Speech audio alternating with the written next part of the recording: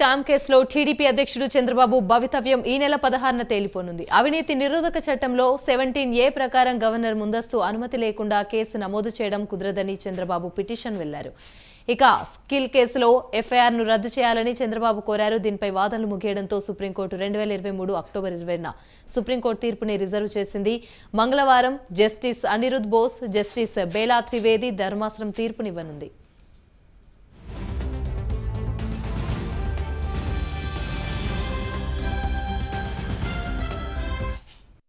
ఇంకో పక్క సుప్రీంకోర్టులో చంద్రబాబు ఫైబర్ నెట్ కేసు విచారణ ఇంకా పెండింగ్ లోనే ఉంది. ఫైబర్ నెట్ కేసులో ముందస్తు బెయిల్ కోసం సుప్రీంకోర్టు చంద్రబాబు ఆశ్రయించారు. 17A పై తీర్పు తర్వాత ఫైబర్ నెట్ కేసు విచారణ చేపడతామని, అంతవరకు చంద్రబాబును అరెస్ట్ చేయవద్దని గతంలో సుప్రీంకోర్టు స్పష్టం చేసిన విషయం తెలిసిందే.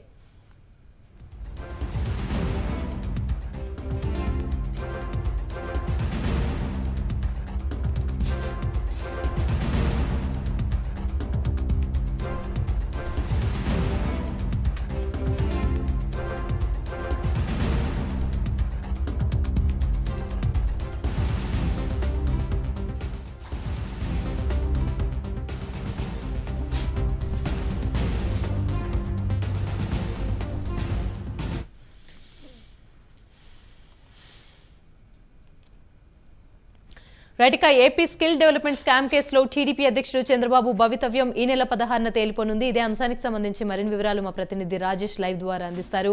రాజేష్, చెప్పండి.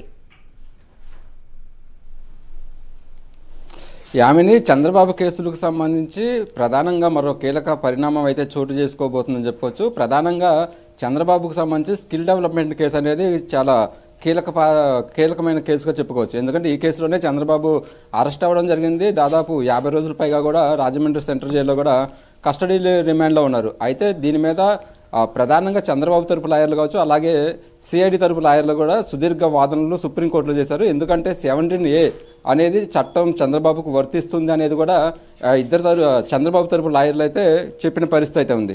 అంటే 17A దాని ప్రకారం అంటే గవర్నర్ అనుమతి తీసుకోవాలి, ముందస్తు నోటీసులు ఇవ్వాలి, అలాంటివి ఏమీ లేకుండానే చంద్రబాబును అరెస్ట్ చేశారు. ఇది కుట్రపూరితంగా జరిగిందంటూ కూడా సుప్రీంకోర్టు వరకు కూడా దీని మీద సుదీర్ఘ వాదనలు అయితే జరిగినాయి చెప్పుకోవచ్చు. ఇక ప్రధానంగా చంద్రబాబు కేసులకు సంబంధించి 17A రాకముందే కేసులు నమోదైనాయి కాబట్టి ఈ చంద్రబాబుకి సంబంధించి 17A వర్తించదనేది కూడా అటు సిఐడి తరఫున న్యాయవాదులు అయితే సుప్రీంకోర్టులో తమ వాదనలు వినిపించారు. పూర్తిగా కూడా ఇది కక్షపూరితంగా కాకుండానే కాదు, ఇది కేవలం అనేది అవినీతి జరిగింది, దీని మీద కంప్లైంట్లు వచ్చినాయి అనేది కూడా అటు సిఐడి తరపున న్యాయవాదులు అయితే చెప్తున్నారు. అయితే ఆ చంద్రబాబు తరపు లాయర్లు కూడా ఏం చెప్తున్నారంటే కేసు ఎఫ్ఐఆర్ అయినప్పటి నుంచి ఇది పరిగణనలోకి తీసుకోవాలంటున్నారు. ఇది టోటల్గా దీని మీద సుదీర్ఘ వాదనలు అయితే సుప్రీంకోర్టులో జరిగినాయని చెప్పుకోవచ్చు. స్కిల్ డెవలప్మెంట్కి సంబంధించి ఎఫ్ఐఆర్ అనేది చంద్రబాబు వర్తించదు కాబట్టి ఈ ఎఫ్ఐఆర్ క్యాన్సిల్ చేయాలంటూ కూడా అటు సుదీర్ఘ వాదనలు అయితే జరిగినాయి. ఈ వాదన పూర్తయిన తర్వాత కూడా సుప్రీంకోర్టులో కూడా అక్టోబర్ 20 తారీఖు దీన్ని తీర్పును కూడా రిజర్వ్ చేయడం జరిగింది. దానికి సంబంధించి కూడా ప్రధానంగా ఈ నెల 16వ తారీఖు సంబంధించి దాని మీద ఒక తీర్పు అయితే వచ్చే అవకాశం ఉన్నట్టుగా తెలుస్తుంది. జస్టిస్ అనిరుద్ బోసు అలాగే బేలా త్రివేది ధర్మాసనం కూడా 16వ తారీఖున దీని మీద తీర్పు ఇచ్చే అవకాశాలు ఉన్నట్టుగా తెలుస్తుంది. ప్రధానంగా ఈ కేసు 17A కేసు ఏదైతే ఉందో దాని మీద ఇప్పుడు తీర్పు అనేది చాలా కీలకంగా పోతుంది. ఎందుకంటే 17A మీద ఇప్పటికే దేశవ్యాప్తంగా కూడా చాలా భారీ ఎత్తున కేసులు ఉన్నాయి. అలాగే ఫ్యూచర్లో నమోదయ్యే కేసులకు సంబంధించి కూడా ఈ తీర్పు అనేది కీలకం కాబోతుంది. కాబట్టి 17A అనేది కూడా చంద్రబాబుకి వర్తిస్తుందా లేదా అనేది ఇది నెల 16వ తారీఖు అయితే తెలియనుందని చెప్పుకోవచ్చు. Right, thank you.